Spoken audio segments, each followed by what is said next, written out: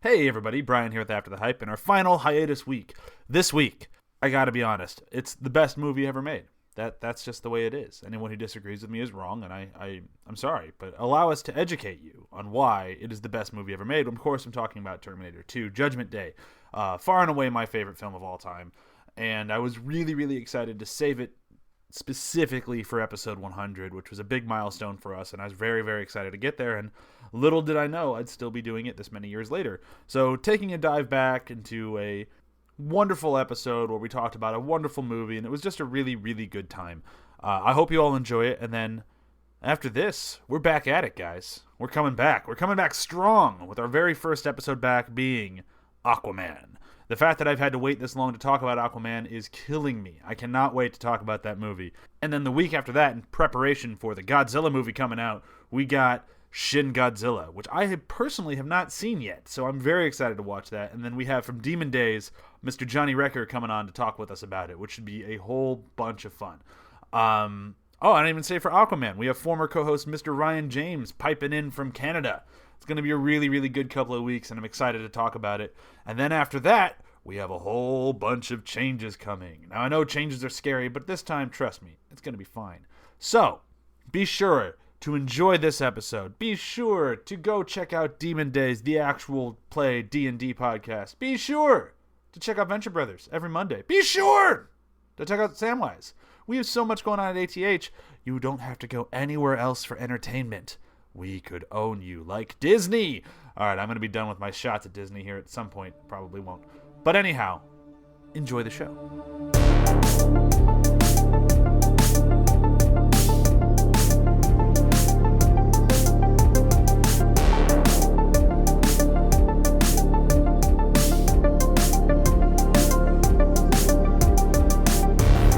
So with that, hi and welcome to After the Hype. With me as always, Brian and John. Howdy doody.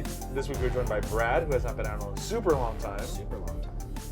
And Ryan is back. Hello. I've been on a lot lately. You have been. So this week, as I've been mentioning a lot, we are in our 100th episode. Woo! It took a long time to get here, like 100 episodes or so. Yeah, you know. Well, really about 99. 100 weeks, give or take. Yeah. 100 weeks spread over a few extra weeks. Yeah. Give or take. And we took a few weeks off here and there. Yeah. But we made it.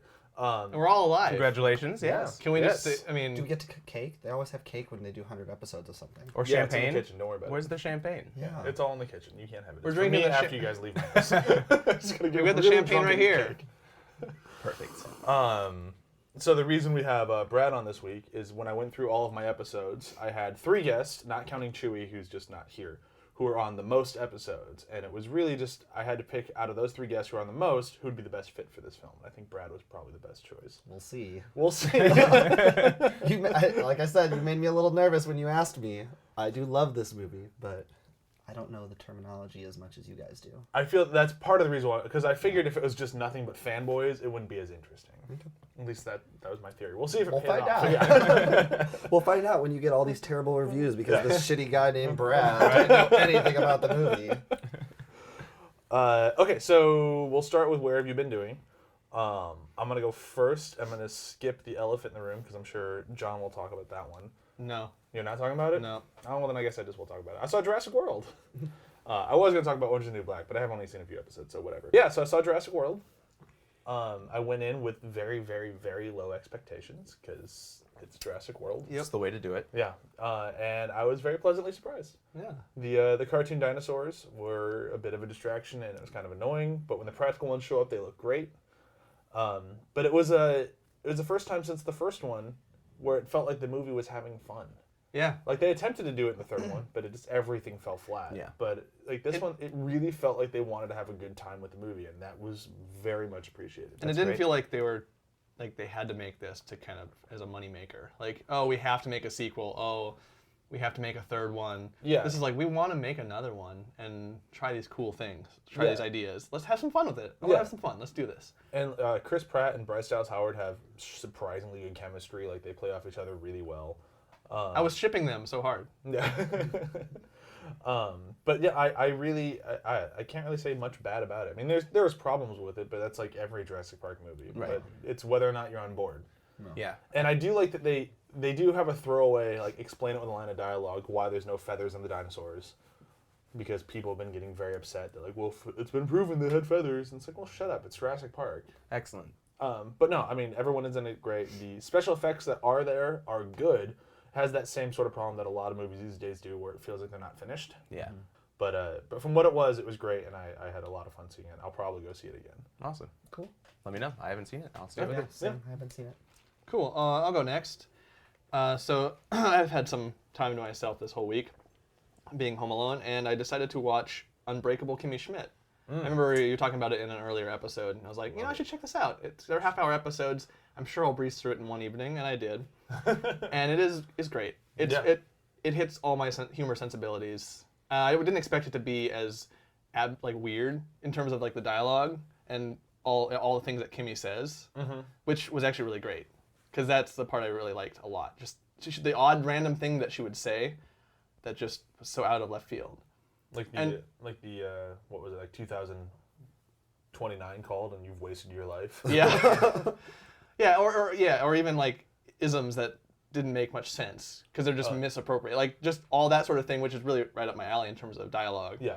And it is almost weird in a way that I think I prefer over something like 30 Rock, which is weird and has its quirks, but this had a little bit more of a off the beaten path element, which I thought really worked for it. Well, I like that it feels like it's exactly what it wants to be versus like like every other TV show that's out has to be what the ratings and those what everybody else wants it to be. But this like it's Tina Fey doing I think exactly what she wanted to do and didn't really care what anybody else thought. Yeah, she wasn't handcuffed by NBC, which if they had bought it, it would have been a very different show. It would have been a There very are a lot of elements in there that made me appreciate that it was on Netflix versus NBC, because there's a lot of choices that are just very particular, and some of a group like NBC, they don't really favor particular or specific. It's kind of they really let her do whatever she wanted with 30 Rock. They really did, yeah. I mean, but that one never was a big ratings cow, so it's kind of I'm surprised. I'm not surprised they kind of went, yeah, we're not going to take it. Yeah, and even this on. and even her cameo, Tina Fey's cameo in there as like the lawyer, I forgot about it. was That's right. hilarious. Yeah. The only thing I didn't quite, in terms of like the plot arc, kind of the thing with being locked underground and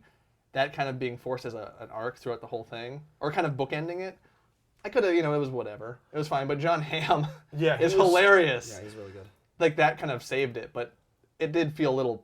that part wasn't as engaging as her being in New York and kind of being just that weird kind of sheltered girl in New York. And I think the show did a good enough job getting it all out of its system. I don't think it'll be a big thing in the next season. Yeah.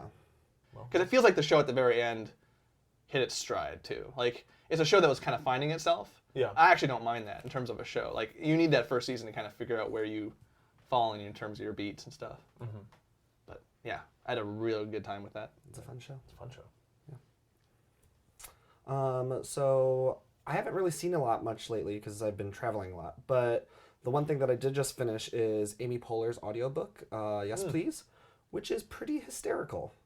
And also kind of sweet and fun and touching, and I wasn't expecting it to. She never really divulges in sad stuff, but she, you could tell she's very genuine about like her passion for the people that are in her lives and things like that, and she has a lot of really great things to say about Tina Fey and just anybody that she's ever worked with, and there's tons of stuff about Parks and Recreation from beginning to end, and Saturday Night Live, and it was very interesting, very fun. I mean, and just listening to her tell these stories, it's just really kind of fun. That's awesome. Is it only an audiobook? No, I mean, you could buy the book. Oh, okay. If you want to read. Yeah, if you I don't read, think but people do that anymore. People don't do that anymore. No, I mean, I don't own the actual book yet, but I was looking for something to listen to while I'm on planes and things like that, and I was like, oh, this will be fun. And I like that she I mean, most audiobooks now, whoever writes it usually narrates it, I guess, at least for like for nonfiction. Yeah, right, for right, nonfiction. okay. Yeah. That makes sense. Like Tina Fey does hers and blah, blah, blah, and everybody else. That sounds really cool. But just hearing her stories and her inflections and her excitement, and then her muttering under her breath, at parts that and you can tell there are parts that cannot possibly be in the book because she has guest people on that are on with her. So I mean, she has Seth Meyers on reading a chapter with her, and her parents are on a chapter, and that's awesome. So it really is a unique experience outside of reading the book. Absolutely. That's awesome. Yeah. I'll go next. I think I talked in a past episode about catching up with Marvel Comics using their You did. web service, but now I'm in the thick of the summer event, Secret Wars. It's pretty interesting. I mean, it's definitely teaching me a lot about the past of Marvel, because as I'm looking at all these new titles, some of them I'm reading and enjoying, like Future Imperfect, and then I didn't realize that was a title from the 90s, a Hulk title. So I went back and read that, and that was a really good 2-book series, really short. So Old Man Logan is another one they're revisiting. Really, all the tie-ins that they're doing, like the basic setup is that the Marvel universes have collided and formed this like post-apocalyptic world called Battle World. Yeah. I was gonna say Battle Universe, Battle World. Battle World, and I guess there's is it the same Battle World from the original Secret Wars, or is it no, different? Okay. no, I don't think so. Is that Battle World 2.0. Yeah. That had more of a spacey vibe, right? Yeah. This is more of a disjointed Earth, kind of like. Okay. So there's different zones, and they appear to have walls, although we haven't really seen much of the barriers yet. So there's like a zone where there's an Old Man Logan. There's a zone where Planet Hulk is like not revisiting the story where he goes into space, but it's a zone where everybody's an Incredible Hulk, and they have to carry out their lives like normal. Some of my favorites, Future Imperfect was really good. There's an interesting one called Spider-Man Renew Your Vows, where they're telling a story about Peter Parker, Mary Jane, and their child together, all living as a happy family. Who's their child? Is it May? Yeah. Okay.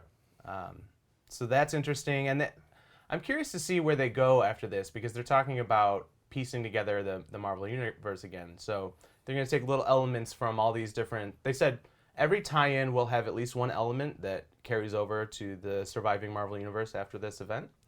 But some of them don't really make sense. Obviously, the Secret Wars main books are about Reed Richards and how they're going to get out of this sticky situation. All right, but we should move on to today. The reason that we're all here. The reason we are gathered. I'm hesitant to even name the movie. I was so adamant last week about not ever actually saying the name of the movie that we're here for. And just Well, we should just You get should right have into it. Taken some calls, see if people could guess. Yeah. Hello, long-time listener. First-time caller. First-time caller. Everybody would say that because you've never taken callers. Long time, first time. So I think the movie is Goonies. Yeah. You're doing Avengers 3, right? Yeah. Avengers 3: Civil War. Is this Groundhog Day? All right, I'll just come out with it. So today we're doing my favorite film of all time, which is Terminator 2: Judgment Day. I totally guessed it. Yeah. Oh, wait, no, you give me access to the list. I did. It's been on my list for a while now, so anyone who's actually been on the show should be able to see what it was. But The clues were indecipherable, but I had co-host privileges, so I was able to look it up. yeah, especially last week's clue. Last week's clue, for those of you who don't remember, was basically the T-1000 is the only Terminator who doesn't have any first-person Terminator visions. I guess you'd have to know what movie the T-1000 is in. I guess that's true. But Yeah. I mean, you'd guess that. Well, he's probably not in the first one. Well, probably. Yeah. Yeah, because it's a big number. Yeah. It's too big of a number for the Too first big one. for the first one. Yeah. And this was what, early 90s, Yeah. right? Yeah. I mean, that's the time of the 1,000 or Right. 5,000. Well, and you would probably guess Judgment Day first, just because it is kind of the biggest one, the Right. one that is the most pop culture entrenched. Yeah, and I'm pretty sure if anyone had thought that my favorite movie of all time was Terminator 3, people might have a bit of a problem with my They should have podcast. called in. They should have called in so we could have laughed at them. Yeah. With this phone number that we magically have. Yeah. Send us an email. Yeah. Next, I should have just been calling and saying, Yeah. and no, it's Terminator 3. Yeah. Rise of the Machines, everybody. And then we're all like, oh. He loves that movie. I have seen it a lot of times, but that's fine. That's on me. No, Terminator 2. So this movie came out 91. Oh my God. Yep, a long time ago. Yeah. I did not see it in theaters. I will tell my story of seeing this movie after we get done with these numbers here, because I think that's how I'm going to start it out. I want to tell everyone's first encounter with this film. Perfect. Because it's our 100th. We do things All right. a little differently. So this movie came out in 91. Cost $102 million, which was the first film ever to cost over $100 million. Wow. Oh. Which makes sense when you look at who directed it. Yep. Right. Yep. James Cameron. I sense an expensive future for this guy. Right. Or it might have been the first R-rated film to cost over $100 million. That could be. Maybe. That That sounds makes more- a lot of sense. That sounds more correct. But okay, so U.S. it made $204 million. Worldwide, it made another 300, ended up at $500 million. That was just theaters? Yeah. That's amazing. In 91. And So it was a 99. flop. Yeah. In 91, It could have done better. Yeah. an R-rated film made $500 million. Yeah, That's huge. that's huge. There's something to these R-rated films. Yeah. That has Something to to be, these Terminator I mean, at the pictures. time, that has to be one of the highest grossing movies, right? Oh, yeah. It wasn't until The Matrix came out that any R-rated film beat it. That makes sense. I mean, granted, that was only 8 years later, but still. Took 8 years. Yeah. It took 8 years. That's a long time. Yeah. Especially nowadays. Because nowadays, every movie's getting beaten like every other year, except know. for fucking Avatar. Yeah, which will end. That reign will end eventually. Avatar in- 2. It'll probably end in December with Star Wars. Oh, yeah. That could be big. Yeah. Unless any- it's bad. Unless it's bad, Even and then if- it will not. No, Even if it's it'll do bad, well. even if it's It'll- bad, because never underestimate the power of the fan. That's right. I mean, even if it's bad, it will do well. But if it's great, it could beat Avatar. If it's bad, it won't beat Avatar. Yeah. All right, so we'll start with how we all came to this movie, and then we'll do the breakdown. All right. My first time seeing this movie was in an Applebee's with my parents. It was on a TV in the background, and it was muted, and all it had were those Closed the captioning? closed captionings made by like the people like, in that Right. place. So in that very little format, in a TV in the corner in an Applebee's, I watched the entire fucking movie. I did not let my parents leave the restaurant because I had to finish that movie. And on the way home, I made them stop at Blockbuster so I could rent it and watch it again the second I got home. Awesome. I've seen this movie more times than I've seen movies that I have personally made, which if you've ever made a film, you know you watch those movies until you can't look at them anymore.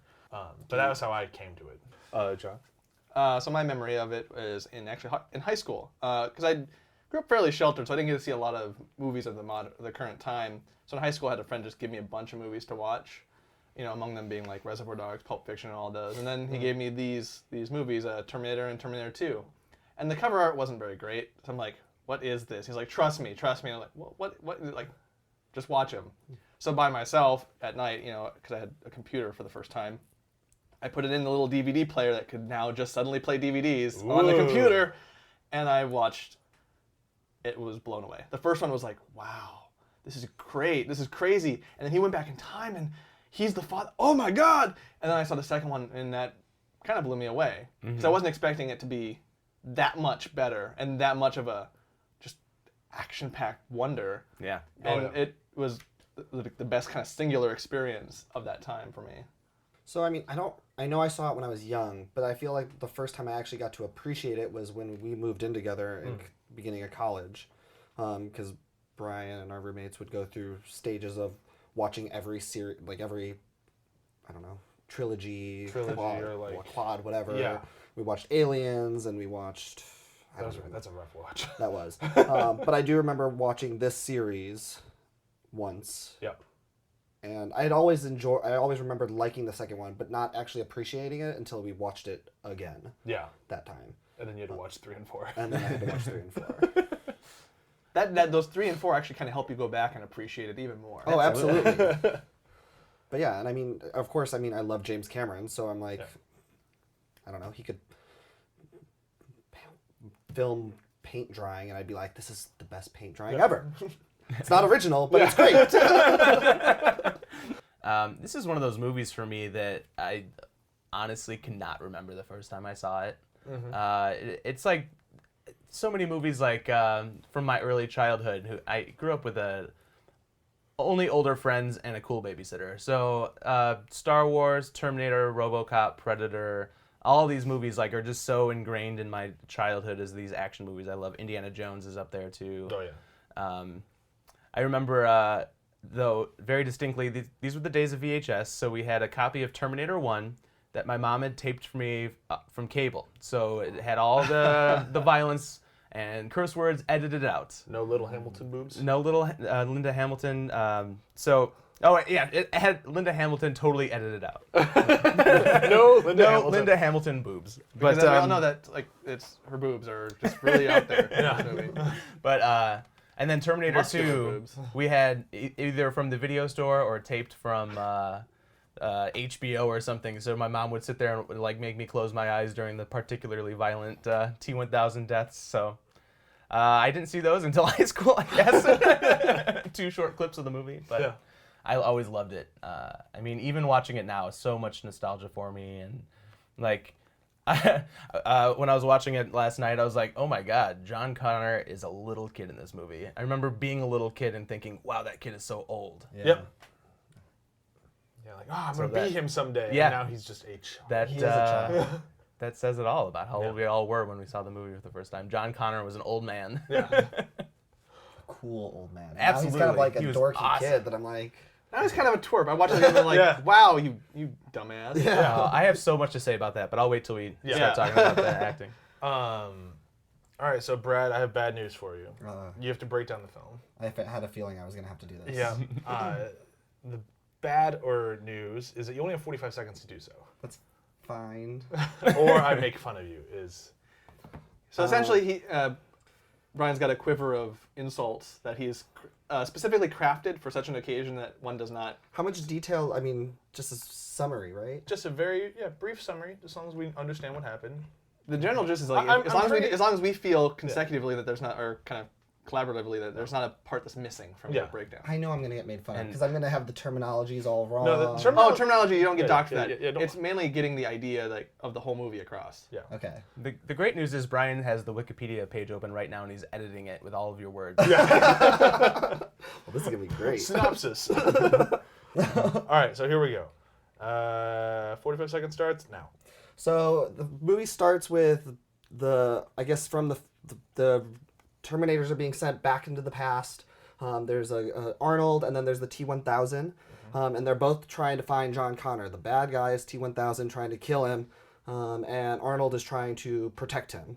And so what happens is, they both find him. There's big fight scenes, and then they escape the T-1000 and go to find his mom, Sarah Connor, who's in an insane asylum, break her out. And then Sarah Connor wants to kill the guy who creates Skynet or the computer and all that stuff, but then she can't go through with it. And so they try to blow up the entire place, and which they succeed at, I guess, and then have to kill off the T-1000 at the very end. Not bad. Yeah, you took the full 45 seconds, but I think you got it. I would say he got it. Yeah. Unfortunately, you cannot fling your insult arrow today. Yeah, mine You wasn't. can't give me an insult. No, mine wasn't very good this week. So you kind of did me a favor. It was shoe related, so it was really not. Yeah, it was really not that good. Donde está la zapateria? Okay, so let's get started with this thing. Honestly, I think the best place to start is where a lot of us would have attached to it as a kid, which is just starting right with John Connor. Yeah. John Connor, the kid with the coolest hair. Oh man, He cool did have hair, cool cool hair. bike, cool hacking skills. He's got it all. He was the kid of the 90s. Yeah. Like, I could not be more excited to be anyone but him. It's like, man, I want a credit card that could steal money. I know. But for all it's worth, I actually think he doesn't do that bad of a job in the movie. He does a great job, and I think as a kid I wanted to be him, but now I can just like admire the balls he had in that role. Like, yeah. he just went for it. It's kind of an interesting journey because, you start kind of being like, oh, he's such a cool kid. But then at a certain point, I was like, oh, this I don't like this portrayal. He's kind of whiny, but then I've come back around to feeling like he's actually got these skills that he needs to survive the apocalypse, and they do a good job of portraying it. But there was a little bit of a time there where I thought he was kind of an annoying twerp. He is kind of annoying. He is. But like in a way that kind of took me out of his parts in the movie. But here's where I'll start blowing this movie, as I will throughout this entire thing. But Open up! The thing that I think is so great about John Connor, and it really comes back to James Cameron writing the character, is he did such a good job writing this character as a kid who will eventually be a leader. Yeah. Because he has to put on a show. Yeah. And that's all John Connor does throughout the beginning of this thing. He's playing the tough kid, like I don't give a shit about my parents. I'm just gonna rev my bike engine at him. Yeah. And then as soon as something actually legitimately happens, he's crying. Mm-hmm. Like, they do such a good job making him like way more than just like this kind of like two-dimensional he's a kid with a robot. Like, he actually has so much just like depth and character to him, and giving that sort of part to was it a first-time actor or? It was introducing Edward Furlong. Yeah, Yeah. like that's a ballsy fucking move, and Edward Furlong fucking ran with it. Oh yeah. He was really good. I will say that after rewatching it this time, I did find myself siding with the foster parents, where I was like, this kid's a little bitch. And I'm like, come on. They're taking him. Like, of course, when you're a kid, you're like, oh, he's cool. He's hip. He's rebelling. He's going against the man. But in this, I was just sort of like, just clean your room, just asshole. clean your room. Get inside the house. It's like what? It's like what? 40 minutes. These people are taking you in. Yeah. Taking care of you, and you are being a little bitch. Well, his mom fucked him up pretty bad when he was a kid. I know. Yeah. I mean, just imagine having that for a mother. Yeah. I know. You're going to be the leader of the world. Right. Don't fuck Mom, this up. You have to stop the robot army. I just want to watch Sesame Street. There isn't time. There won't be a Sesame Street. Big Bird will be Big Chicken. But I did find myself siding with the foster parents for a little bit of it. You know, I honestly think that's just a product of your age. Yep. I got old and I'm just like, come on. Well, and kid. that's interesting. Like, not a lot of movies have this kind of thing where you're kind of altering how you feel about certain characters based off of where you are in life when you watch it, which gives this movie an interesting rewatchability factor, which I didn't kind of realize going into this repeat viewing. Like, I felt differently about a lot of characters in the side and altogether just throughout, just based off of where I am in life now. Yeah.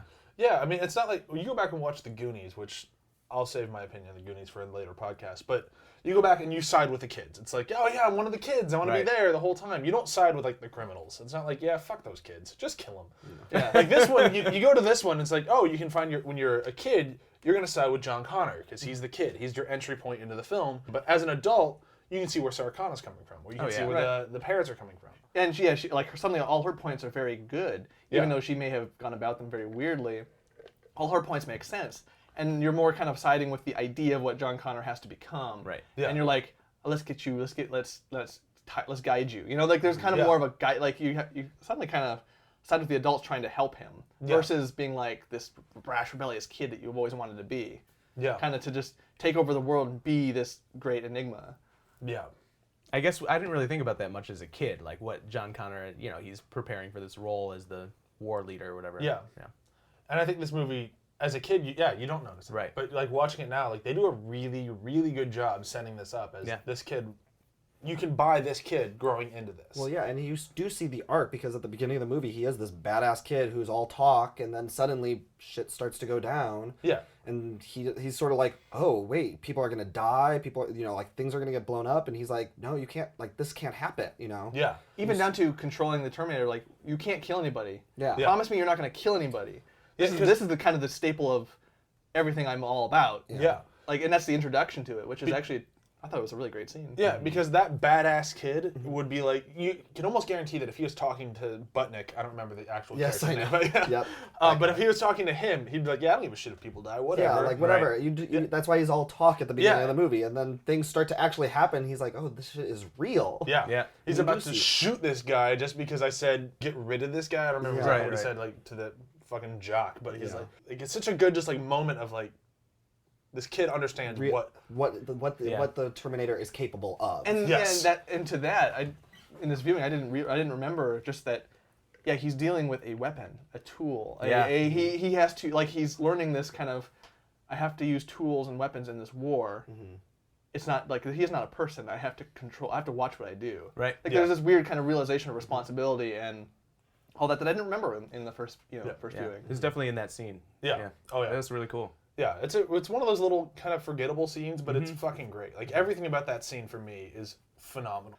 That was definitely what made this movie kind of a cut above, having a young person in it and then having a lot more humor. Yeah, it definitely worked really well. I think we should move on a little bit, and I think we should just move on to that. I think the next logical choice, which would be Sarah Connor. Mm-hmm. Okay.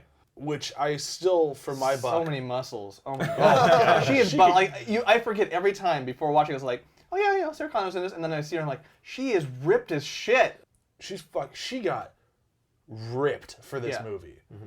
Like, unbelievably ripped. And it's weird, because I really remember the first movie where she's got this kind of, like, chick vibe, like, very soft. She's got very soft features. Change. Oh, and this is just so, like, surprising. Like, I was really, I was very surprised again. I shouldn't be, but, like, the muscles are just so defined. Oh, man.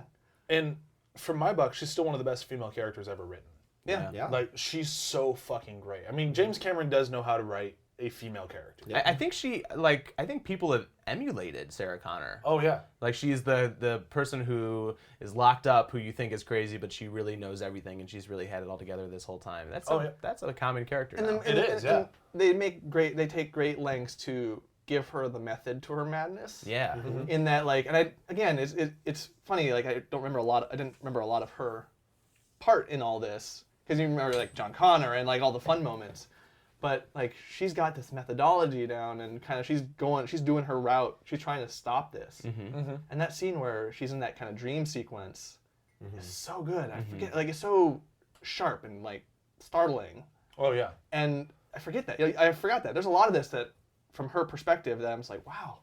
That sequence used to freak the shit Oh, out I of me as a know. kid. Like, watching her like Yeah. turn into a skeleton on that Yeah. fence Yep, was and everything. horrifying as a child. And it's kind of, as far as I've seen in my limited movie-going experience, the best kind of depiction of like a parental agony of just not being able to be the protector. You Yeah. can only watch as things unfold outside of your reach beyond this gate. Yeah. It's a great scene. Like, It is.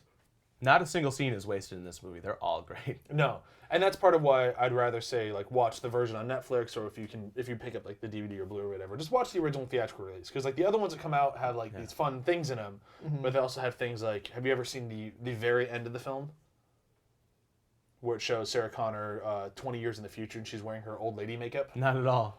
Wow. no. Good choice to cut that scene out. Yeah. It is ridiculous. I feel that in general about a lot of deleted scenes, is like there was a reason why they were deleted scenes. Yeah. I don't mind them never being in the movie. Yeah, there's very rarely a sequence where I'm like, that should have been in the movie. Why wasn't that there? Right. Is the one on Netflix an extended? No. Okay. That's the original. I remember there seeing like some more scenes of the foster parents and stuff, and they were all good cuts. There's only one that I kind of wish was still there, but it just takes too long to get to where it's going, and it's kind of pointless. But whatever, we'll talk about that when we get into the Terminator. But no, more about Sarah Connor. I love that this film is such a standalone sequel, even with a name like Terminator 2, Judgment Day. If you never saw the first one, you don't need to at all. That's right. It's nice if you do, and especially after watching this one and going back and watching that first one and then seeing where she was before this, they do such a good job making her. She was such a dependent. Like, she just needed help. She needed Kyle Reese that whole movie, and she was just sort of like, meh.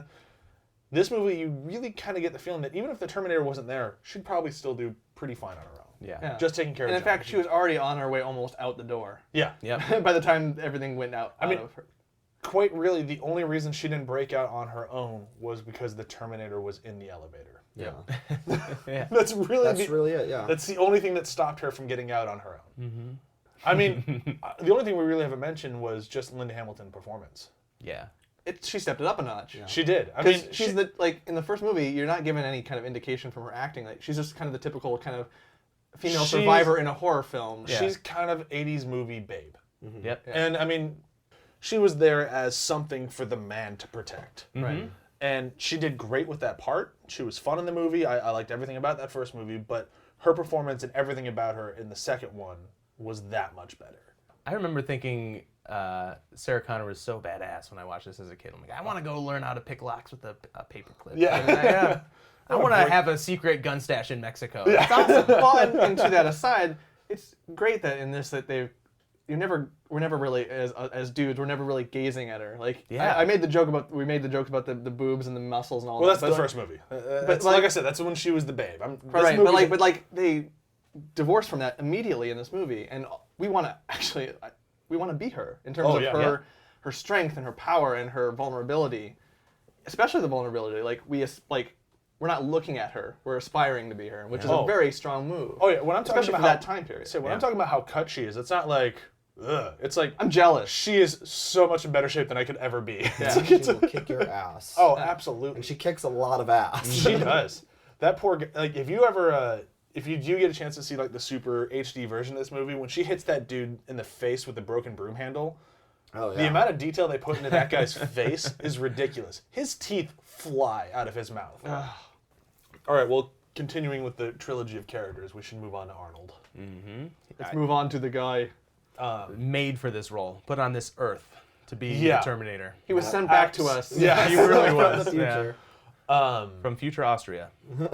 My thing about this is I feel like a lot of people don't give Arnold enough credit. Because I feel like a lot of people are like, well, he's a robot. He didn't have to do much. No, he had to do everything. He had to do... In the first movie, I could understand that more. And I don't think Arnold's bad in the first movie. I think he actually does a really good job, especially because he It's wasn't... about the raw talent, kind of the raw actor aspect to the first movie. Yeah. There's like, we picked this guy because he's got a look. Let's just use the look. Yeah. And this is like, let's do more with him. Yeah, I mean, this one, he had to be a learning robot, which was an unprecedented part, really. Yeah. But and the thing with this is like you had to kind of not lose that menace because programmed differently, he would just kill them all. Yeah. So you had to keep that menace from the first movie, but have this learning element and this kind of emotional, like sweet learning element because he bonds with John Connor in a kind of parental sort of way that is on paper kind of sounds silly. It does. It's very silly on paper, but on screen it's really good. I don't remember it being that kind of poignant. When there's that voiceover, Linda Hamilton's voiceover about how he's the best father that John will ever have, he'll never leave him and stuff. I'm like, on paper, that probably sounded real silly too. But by the end, you're like, oh, that makes sense. Yeah. That works. Like, it's still... Absolutely. It still kind of blows me away when I watch it, because I don't... like nothing against Arnold, because I don't want him to kill me, but I've never thought he was the greatest actor in the world, but really, you said it best. This is his role. Yeah. I mean, to be fair, I guarantee you, he had to think in his mind this whole time, don't show emotion. That was an attempt. Oh, He's not like Arnold, stiff Arnold. That's a plays common the role like, naturally, but kind of myth people play in their I mind think that this so. is easy, unless you kind of understand that something like this, it's harder to be stoic. Yeah. It's tougher to display a little emotion, but just enough versus melodrama and maudlin. Like you can, it's easy to go crazy and wild and be like, I'm emoting everywhere. It's gotta be restrained, and that's tough. Restraint is tough. Yeah. and he does a good job of reminding the audience that he is a murdering robot at many points in the movie. Oh, like yeah, they right. remind you every step of the way that Yeah, the He's only a reason he's Terminator. not killing people is Yeah. because he was told not to. right. Right. But he is very capable of murdering everyone around him. Yeah. Right. I mean, as a kid, it always kind of bothered me that he didn't murder everybody. As an adult, I can appreciate it a little bit more. Yeah. Yeah. But Yay, nuance. Yeah. But as a kid, when he's like, I'm going to take care of the cops. I'm like, yeah, go. Oh, he's not going to kill any of them? Right. Yeah. Now I really love that scene because it's even more poignant. Like, yeah, he shot up that place with a minigun, which I only learned as an adult that that's not a gun a human being can hold.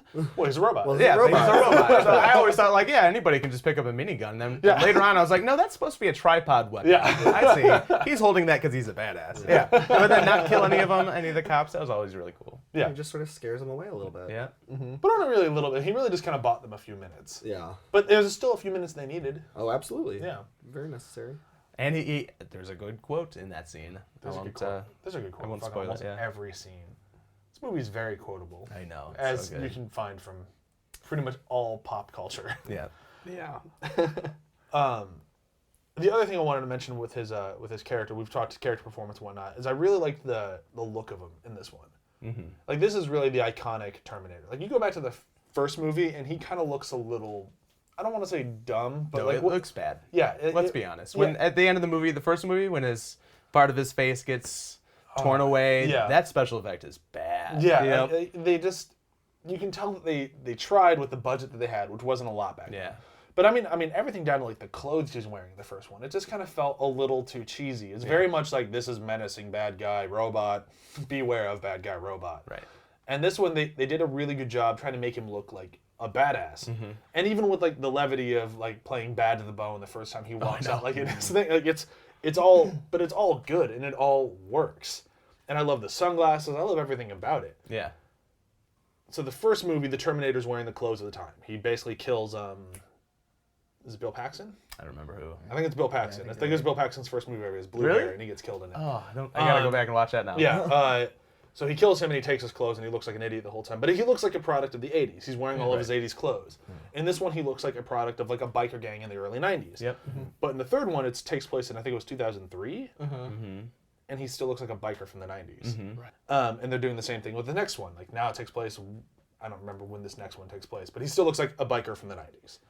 Again, you could draw a very interesting discussion, even another podcast or even a paper out on just this, how we've lost the ability to kind of put a timestamp on our characters in our franchises. Yeah. We're still beholden to the time they came out in, but that was a different time, a different fashion, a different sensibility. You can make a really good argument about Jurassic World not doing that. Could be part of the reason why we liked it as much as we did. Yeah. But and they did a good job of, like, we're all worried about genetics and, like, so those movies that kind of pick the concern of the time, pick the aspects of the time that worry us and make us wonder about things. That's going to be the best part. Whereas this franchise kind of hasn't figured that out for the modern. Well, no, and that's part of the problem when you lose James Cameron. Yeah. They certainly, I mean, they had the fear, that was the time period for the fear of technology and artificial intelligence, so that was appropriate. Yeah. Trying to make one 10 years later, maybe it didn't hit home as much, and then, like you said, losing James Cameron. I mean, he tied up the second movie. That was obviously supposed to be the end of the story. Absolutely. Yeah. And it works. Yeah, it was so good. Yeah. It's like The Matrix. I'll pretend there's one Matrix movie. Yeah. I'll pretend there's 2 Terminator movies. Yeah. I mean, I'll watch all of them. Sure, I'll check them out, but I won't, hold anything in my heart for them, for sure. No, but he does do a good job of closing the story, making it its own. And But before we move on to just talking about James Cameron, because we have to have a discussion about James Cameron, I feel we need to talk about the other Terminator at least a little bit. Sure. Yeah. He was good. Yeah. Robert Patrick. Scary as shit. Yeah. Absolutely.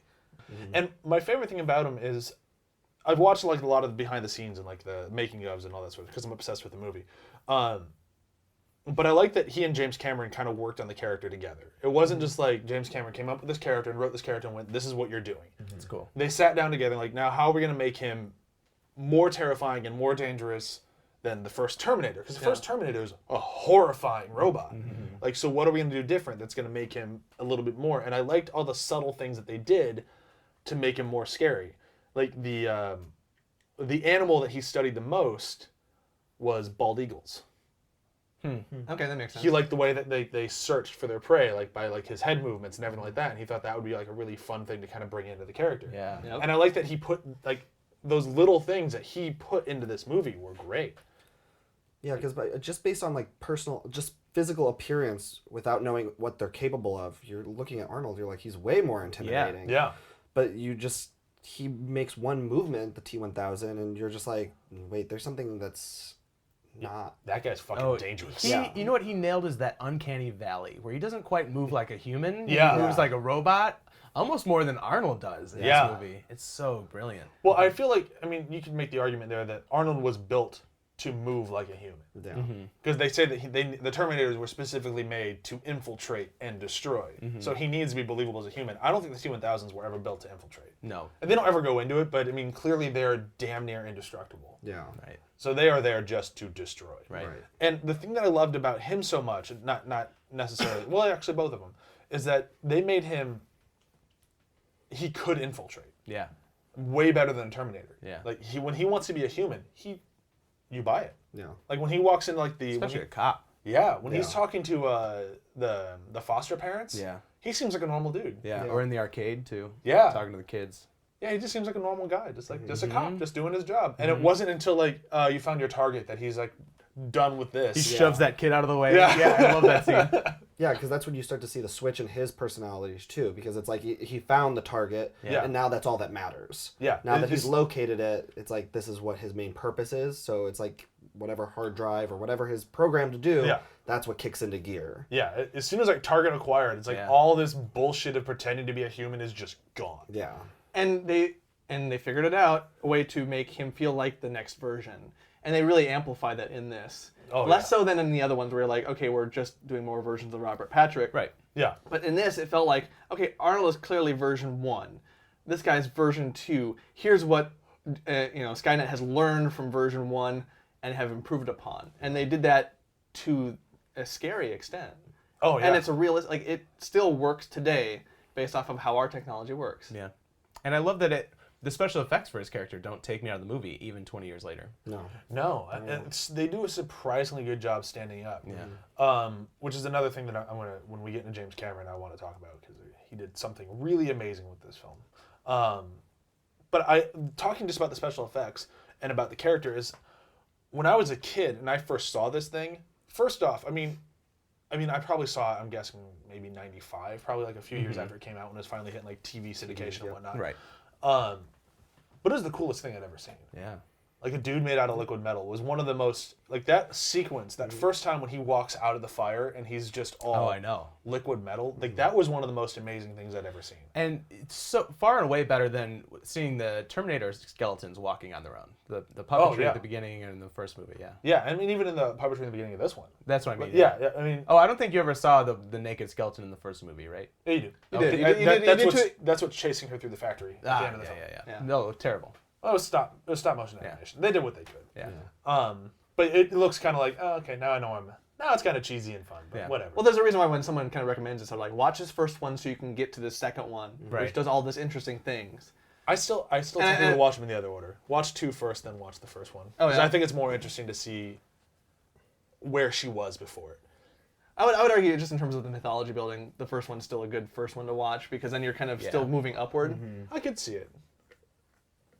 But I still say watch it. Well, you just want to watch the second one. That's it. I do. I just love the second one. Depends on if you think they're going to like the first one. If I'm talking to someone who's not a big sci-fi robot fan, I'm going to say watch the second one. Yeah, just skip the first And if you one. like it, then watch the first one. Yeah. But no, back to the T-1000. I like that it's something that they're kind of throwing caution to the wind with the new one coming out. But I always got the feeling that although he was able to split himself up, they don't really ever use that in a way that's kind of like it never feels cheesy. Like it kind of feels like he needs to be together to be the full robot. And like mistakes happen, like when he loses the chunk of his arm and it goes back into his foot. But it never feels. I like that it still felt like he was just one solid mass of just danger. Yeah. Like I've seen the trailer in the new one where he turns his arm into like a javelin and then throws it. I'm like, that's kind of it's a little dumb. Like I mean, I'll still see the movie. I'm still excited for that one because it's Terminator. It just speaks to the lack. I mean, it may maybe just be a trailer thing, but it does speak to the lack of just understanding the mechanics and the logic of machines in this series for the new one. I mean, why would Robert Patrick in this one throw a piece of himself if the kind of the collective whole is what makes him what you know what I mean? There's all these things that this movie gets so right. I always assumed he needed to have all of his metal to like keep working. You know? And for me, like even if that wasn't the case, it's still like. I mean, granted, I haven't seen the new one yet, so I mean, it's impossible. It's not out yet, but. If he's that much more terrifying without having projectiles, I mean, I think that there's something to be said about that. Like, they made this character totally terrifying only if you're within, like, a 10-foot radius. But you're constantly afraid that you're going to be within that 10-foot radius. And they make Robert Patrick so agile that he is going to get you. Like, the way that he runs, the way that, like, he is damn near impossible to get away from. The problem is that this is a movie about, like, future fighting robots, and a javelin is supposed to be intimidating. They all have, like, laser guns. Come on. Yeah. So with that, I think it'd be a good time to bring up James Cameron. Although we've been saying his name. Who's this guy? He's James Cameron, the bravest pioneer. What's he done? Is that what I should open this episode with? That South Park song? You should. But I love James Cameron. I have not seen a movie made by James Cameron that I went, nah. Like, even, like, my not favorite films of his, like, say, True Lies, which I think is good. That's a good one. Yeah. It's a good movie. It's not my favorite, but it's kind of like, it's like pizza. Like, if you're sitting down for pizza, even if it's shitty pizza, it's still pizza. Yeah, it's still pizza. Yeah. I love that James Cameron is all about not doing sequels unless they are warranted. And he has always been very adamant about that. He's like, if it's not going to be good, I don't know why I'd bother making it. That's why he never made Terminator 3. That's why he never bothered. Or Titanic 2. It's because it's not directors that necessarily get attached to their characters. It's the corporate entities who are like, well, let's make another Terminator movie because the people who like the second one will automatically come see this one. And, you know, James Cameron is a true artist, so he doesn't fall into that. But even if he weren't a true artist, he was operating on a logic in this narrative that, like, the third one, as you get to more of these Terminator movies, you start to get into this weird... like this weird logic thing that you have to keep fixing and revising, and then you start to really kind of bring to the forefront the weakness of time travel. Oh, it's dangerous. It's dangerous, and he's a smart guy, so he knows that. Like having it end concisely on this makes it a very impactful 2 movies. But just about James Cameron making this film, and I love that. Like we were saying earlier, he doesn't make a film unless he feels that it's going to be better than the first one. And the way that he decided to do that with this one was to make it just bigger in absolutely every way. Like from the action sequences of the characters, like, okay, so there's one Terminator in the first one, fucking 2 in this one. Yeah. Like, we have 1 hero in the first one, fucking 2 in this one. And like they just do everything to make it bigger and grander, like the explosions, the action. But they didn't go over the top. It wasn't like, let's Yeah, put in exactly. an army of Terminators. It's let's put in Exactly. one scarier Terminator. Well, that's kind of almost encapsulated in the scene where they're chasing each other in the culvert. The culvert, you know, like the whole thing is like that's not a very grand chase in terms of where they are location-wise. Right. It's just a culvert, like you know, like our LA River. Yeah. But it's so action-packed, so energetic, and so much more than the first movie. Like it takes something simple and keeps it contained.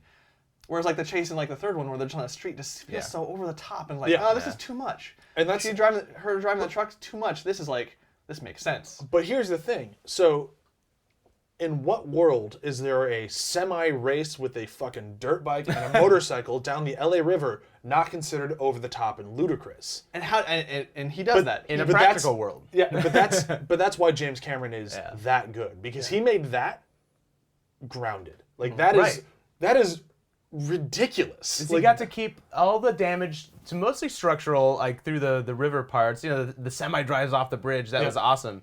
It wasn't until the end the semi blows itself up. Now we're like also desensitized to action. It's like we wouldn't even bat an eye at that scene if there weren't buildings blowing up on either side of the street now. But someone, you know. I feel like that sequence still holds up. Absolutely. Like if you were to show a kid that sequence now, that sequence is still like, holy God, like he's gonna get run over, but and it's awesome. Like that. Well, it's an awesome David and Goliath scene too. I mean, how drastically different can you get aside from a semi and a dirt bike? Yeah. That's another thing in this movie is that, to James Cameron's credit for this movie, he packs all the action with more information than just it being an action sequence, which the later movies don't seem to do, because you've got the David and Goliath thing. There's the insurmountable, like the big force of nature coming after John Connor is so big. Yeah. The future is going to be so big. It's that semi truck. There's like all these layers that he packs into it. That it doesn't have to be a super complicated chase scene, and it's not a super complicated one. They're just driving on the strip. Yeah. But it's packed with so much, and James Cameron I think he's to blame for it. Yeah. But like all the way down to like that last action sequence in the steel mill of danger. Yeah. It's the most dangerous steel Best sets I've ever seen. What a shitty place to work. Right. Oh my God, that is the most dangerous. Now you understand unions, right? They actually showed that movie, Terminator 2, as like a training video for the Training video. And they're like, what's wrong with this? That forge wouldn't be on without a union operator there standing by. Yeah. Unions, thumbs up! It has been this many days since we've had a Terminator accident. But I love that like James Cameron did such a good job building that sequence as, again, believable. Yeah. As still like, I bet these people just run out of here with no regard for any of the equipment they're leaving behind. Yeah, just leave it all on. I'm getting the fuck out of here. And why do we love these movies in their action sense versus anything modern is because it is so important and so hard to ground your action in something that is grounded, so then you can go kind of farther with it. You have to start at zero before you can get to... You have to build that kind of foundation. And we kind of skip the foundation for the kind of the spectacle. Like we've turned action into porn almost. Yeah. Absolutely. And but the spectacle of this one, like the final action sequence where, I mean, it's just basically a boxing match. Yeah. Where one guy severely loses. Yeah. I mean, it's not really like, I mean, the Arnold really loses that fight in a big way. The only reason why he wins at the end is because he got lucky. Yeah. He's lucky that he had a hard system reboot and was able to come back and do it. But right. Do you think that was like maybe a poorly missed mark of like it's actually his like heart or something that reboots his system because he's like so dedicated to John Connor? Do you think there's a reason that the Terminator just restarts itself after it gets punched through the middle? I mean, I have a feeling that's what it was supposed to be. Yeah.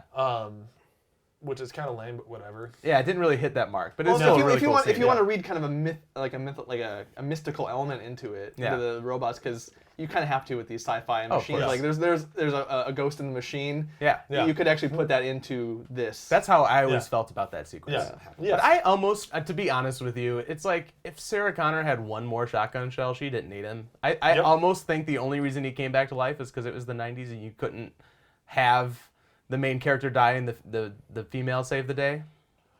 No, I think it they was wanted that important. goodbye. They They really wanted that goodbye. I mean, that's the other point too. Yeah. But And the only reason it's such a cool shot where he rides up on that gear, Yeah. the gun, but you didn't need it. I mean, she had him dead to rights. She did. If she had one more shot, she'd won. She could have thrown that gun at him and knocked him into that lava. And I think I'm almost more surprised that she didn't just dive into him. well, yeah, I actually, that's what probably would have happened. but Yeah. it was so cool to watch her just pump Oh, him it's full lead. absolutely. Like That that she's was got such a that great shot. wounded arm, and she just keeps cocking the shotgun cocking with one it. arm. I hope no one Googled how shotguns work, but Yeah. it's a really cool scene. Again, it's one of those like in the moment. Yeah. Totally buy it. Absolutely. It's not until afterwards like I don't think that's like, Yeah, it doesn't really work like that, but okay. It's Um, fine. Go ahead. It was so cool. My other favorite thing, just again talking about how James Cameron can keep things grounded, but how he starts at 0 and goes to fucking 11. Yeah. That entire chase sequence into the steel mill when he's in the helicopter flying under bridges, Oh, Yep. yeah. and they couldn't find a fucking helicopter pilot to do it. That sequence got held up so many times because the pilots were like, no, no fucking way. Well, let's contrast that with like a few episodes ago with what's that spy movie? Mission Impossible. Yeah. Where they had like a helicopter in a train tunnel. Right. And there's two interesting scenes to kind of put side by side. Yeah. Yeah. And that, as much as I like Mission Impossible, this one felt very grounded while it still goes to 11. Yeah. Because they Versus did the- it. Well, right? because they did it. Yeah. They fucking went out and got a pilot. Eventually, they got someone who's like, well, I guess I don't really like life that much. Yeah. YOLO. yeah. Well, and I mean, the idea of a helicopter, although terrifying, going under an underpass is somewhat realistic. Where it's like, I feel like that could happen. A helicopter going down a tunnel. Yeah. There's a lot more. But even if you compare the two directors, because you got De Palma and Cameron on this, they're doing two different approaches to it. Yeah. Where De Palma's like, fuck it. This is, we're going crazy here. Yeah. And then James Cameron's got that basis of like, this still needs to be Still grounded. Grounded and I feel real. like it's like you said, in that moment, you can believe that he was the character's flying that helicopter. He's like YOLO, and he only has to land with that one punch, goes under the underpass, and it's safe. He's not maintaining like Yeah, he's not maintaining a it mile for a mile. of a But that's train just Gene tunnel. Reno, right? He's actually a really great helicopter pilot. Yeah.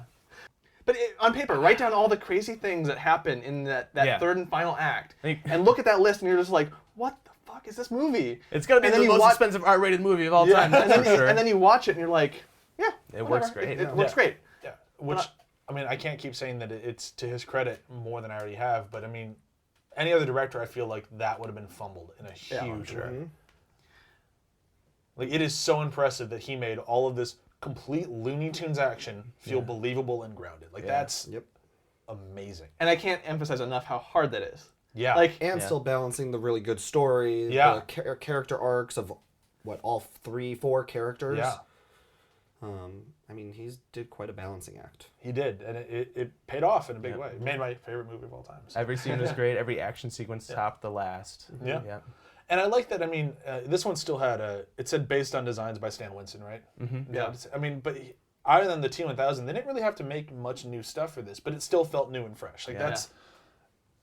I mean, we could do it almost. I could talk for 2 hours on just the T1000 himself. But yeah, the characters are what made this movie feel fresh. Yeah. Really. They added John. They added the T1000. And they really added new Sarah Connor. Yeah. I mean, it might be the same actress, but it was really Different character. Yeah. completely different character. She's had a huge change in her life. And Yeah. Friendly Arnold. And it's Friendly amazing. Friendly Yeah. Arnold, They all yeah. made. I mean, it's funny how these people came back. I mean, even the psychiatrist is the same guy. Yeah. He's the only one who shows up in, I think the original trilogy. He's the one who's in all three of them. He's not the best, but whatever. Is there anything else that we need to hit on this thing? I know I can talk about this thing. Soundtrack is amazing. Oh Soundtrack my is amazing. God. I forgot how great the soundtrack was. Yeah. I mean, I kind of take the soundtrack for granted because it's my ringtone. but not even just that the iconic part is great and memorable, but the chase sequences have a very energetic soundtrack to them that I didn't remember them having. Yeah. Like They this, 'cause use it's a lot of this percussion and like percussion and beats, Yep. and you just don't see that. Like, it's energetic. Just the audio itself, you can have like they have long takes on these action sequences. The editing is kind of slow. If you take the audio out, Right. it's a really slow chase scene. Yeah. But this beat, there's just like this beat that just keeps going, this whir, this hum, very machine-like. Yeah. Which, again, they understand, like everyone involved understands kind of what the whole movie's about as they put it into these individual elements. This is a term that has like escaped me, and I used to say like in high school and younger than that, I didn't know what the word cinematography meant, so I couldn't tell you what a movie with good cinematography means. This is one of the movies that really stands out to me as one with good pacing. Mm-hmm. It's like it slows down. You know, it's action packed in the beginning. You get that cool scene with Arnold. You get that really intense sequence in the mental hospital. Then it slows down as they go out. You get some voiceover. You get like the meeting the family. Yep. And then back into the action. And every beat is right on. Every action sequence is like we've just gotten just enough break since the last one. It's got that old school pacing that like a lot of films today are severely missing. Absolutely. I really miss the pacing. And I feel like it's something that's kind of slowly coming back into films now. Like people seem to be kind of wanting it. Mm-hmm. Like that's why I think everyone liked Godzilla as much as they did last year when that came out, because it wasn't just wall to wall action. Suddenly we had a summer blockbuster that had pacing. For all its weaknesses, I liked that it was slow. Yeah, slow as hell. And I was like, that really left it meditative, contemplative, in ways that if you just been monsters fighting, it wouldn't have been. Yeah. So I feel like this movie, again, for my money, is like that's what you gotta hit. Like it's that perfect level. Like when the valleys don't feel like we're just taking a breather. Yeah. Like, you actually feel like something's happening. So it's not like you're just like, oh, good, the action's done. I'm gonna go grab popcorn right now. I'll be right back. It's like, no, you still want to sit there and you still want to be engaged. But there's a natural kind of desire to get to these action beats, to kind of make these things cool and do cool moments because of the generation that we are now and all these people who grew up. So we're afraid to kind of slow it down. You don't need all the action sequences you could possibly shoot out onto the screen. Like, you don't need them. Like, this movie has the right balance of action sequences, roughly about one for each act, roughly. Yep. Yeah. And that's all you need. You could even get with one less. Like, you can pace it out. Yeah. And but we're also scared. Like, it's just a natural thing. Like, we've become so saturated with action. Yeah. And even the comic book film, like, all these kind of things, these trends that we're doing now, have just kind of built over time to where we're kind of, it's our fault. And it does build over time, like, the action sequences, like the T-1000, the first time you see him and Arnold get in a fight, that just quick couple beats where Arnold's got the shotgun in a box of roses and he saves John and then they get out. It's not this huge fight that takes place and then Arnold and John are beaten down and they have to, change. Where they're slamming each other into the walls in that little small corridor. Yeah. Contrast that with Terminator 3, where they have this extended scene where they're fighting each other in a bathroom. Yeah. That about 2 minutes in, I'm just like, yeah, it got out of that fight quick enough that we didn't need it. And they never really get into fisticuffs again until the end of the film. That's right. Yeah. Like, you don't need to see them duke it out this many times. Because we saw what happens when they did. Yeah. They don't spend 30 minutes punching each other through buildings at the end of the movie. Right. All right, so I feel like we should move on to the end of this thing. As much as I'd love to sit here and talk about it absolutely all day. All right, so we'll move on to quotes real quick. But I'm going to go first, so I'm going to take one of the obvious ones. Yeah. Okay. I can go last. I have several. I have to go to the one that, for me, always gets, like, my blood pumping. Like, I am so excited right now. It was in the first movie, it's in the second one, now it's in all of them, because it has to be. But either way, like, it's this moment where it's like, I'm in a fucking Terminator movie, I'm so excited right now. It's come with me if you want to live. Yeah. Of course. Yep. It's classic. Everyone says it, too, and to the point where we don't even realize, like, we're saying it. Oh, yeah. The reference is that entrenched. And it is it was great with Kyle Reese. Great. Like, Michael Biehn did a great job with it. He nailed it. It was a great moment. It was a very intense moment. But there's something about the way Arnold did it in this one that made it that line. Yeah. Like, it was great because it was a callback. But even if you haven't seen the first one, you still know at that moment, like, It's a good line. this is great. Like, that's. I mean, they even they use it in the fucking Lego movie. Come with me if you want to not die. Right. Oh man, the one I kind of keyed in on this rewatch was actually kind of a sideline as John Connor's teaching the Terminator kind of how to speak, like how to kind of match humans, like hey, learn to talk like us. It was such a good scene. And there's the obvious "Hasta la vista, baby, no problemo." Yeah. You don't say affirmative, but what the line I like in this one is where he's like, combine a few things, Yeah. And he's like, Mine. oh man, Stealing mine. and Arnold just says, "Chill out, dickwad." And I'm like, that is great because not only is that a great line, it actually kind of circles back to what we were saying about the action needing to sometimes chill out. Yeah. Like it's almost kind of I would say a kind of a call to the filmmakers to maybe chill out. Yeah. a little Well, bit. and it's fun because you can tell that he's still learning how Yeah. to use because he's combining things that do not work together. Right. Yeah. You know, I'll go ahead and I'll get a weird one.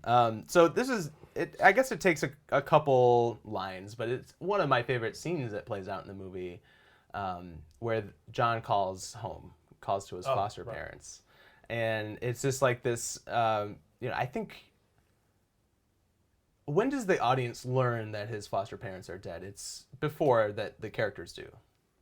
For sure. No. You learn pretty much at the same time. Oh, okay. Because Great. it's as soon as he turns around and goes, "There's something wrong. She's never this nice." And That's then- right. yeah. That's when you know. And then he puts, so John says that, puts Arnold on the phone, and he says, "What's the dog's name?" Yeah.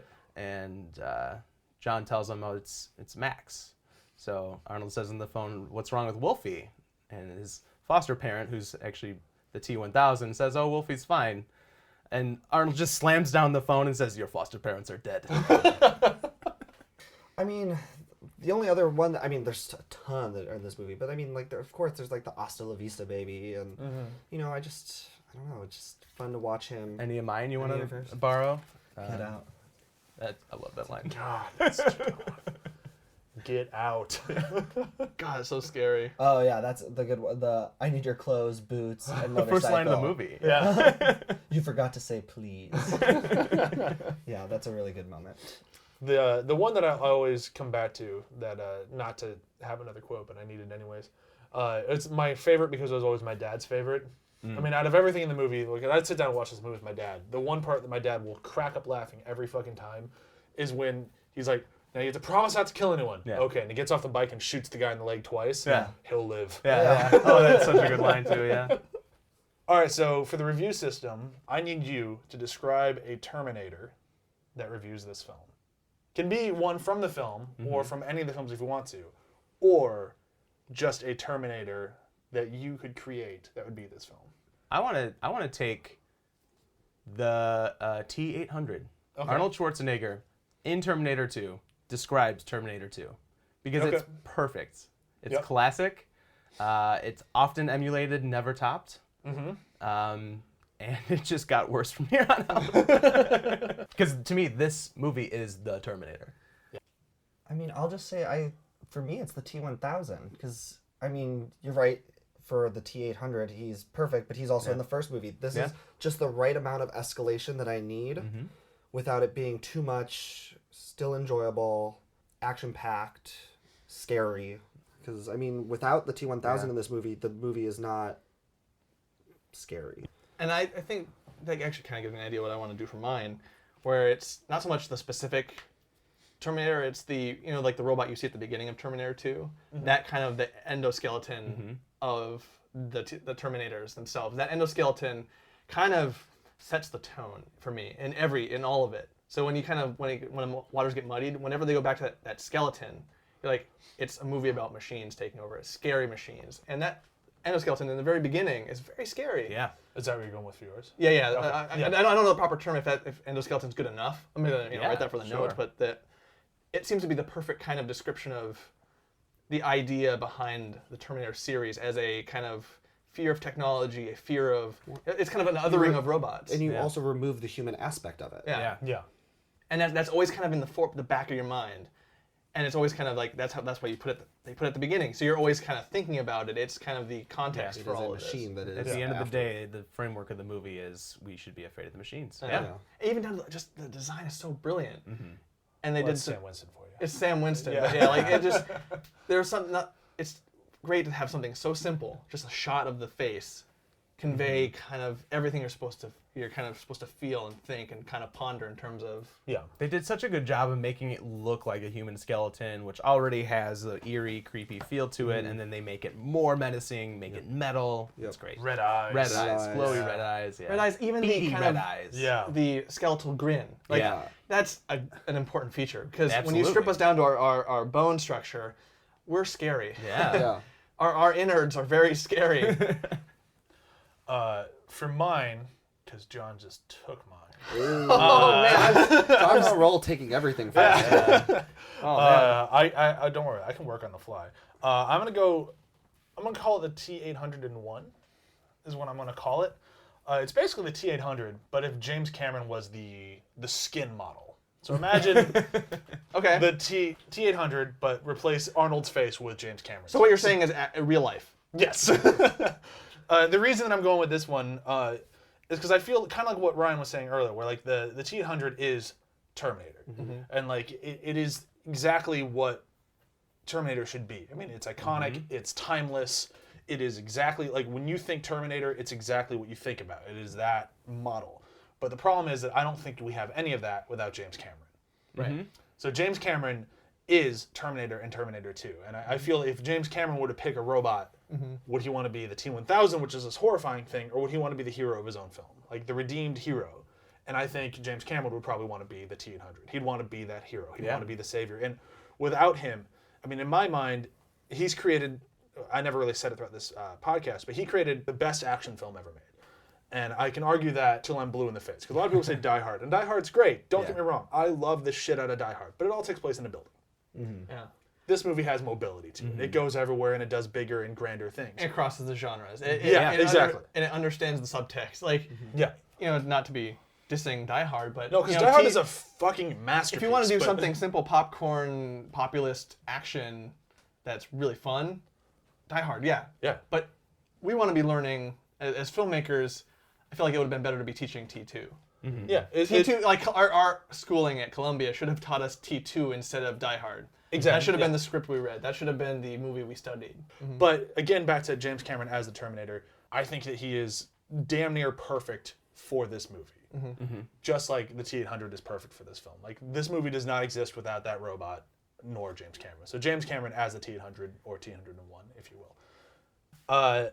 All right, so with that, I'm going to bring this episode to a close. Next week, we have a sequel episode. It's our first sequel episode of all time. Really? What does that mean? We're doing a sequel to an episode we did earlier. What? Yeah, we have never done this before. 101 breaking down barriers. Yeah, it's an unprecedented event. It is a sequel to our James Bond episode. Oh, right, yeah. Yeah. So the first time we did James Bond episode, we only had one other guy here, and I'm going to do my best to get him back. He's been busy on Saturdays, so it's been a little tough, but we're going to try to get him back next week. And then we're going to be off for a couple of weeks, and I apologize, but I have to go on my honeymoon. It's been 2 years since I got married, so we're going to be off for a little while after that. It's actually, we're almost going to be off for nearly an entire month, so I apologize, but we will be back for a couple episodes and we're taking another week off, but you know, whatever. I'll be back. I'm going to make like a Terrence and Phillip cartoon version of the podcast to put up in the meantime for you. Yeah, that'd be great. If anyone in the meantime wants to cut together a clip show, The best of? the best of, I don't want to do it. I don't have time, and I don't want to do it. Yeah. If someone else Brian's wants going to to do be it, on his honeymoon. Yeah. If someone else wants to do it, we will gladly air it. Yeah, absolutely. But until then, we still have one more episode until our big break. So, thank you to Brad for coming on, Ryan for coming on, and thank you very much. 100 episodes down, hopefully 100 more. All right. All right. Bye. Hasta la vista, dickwads.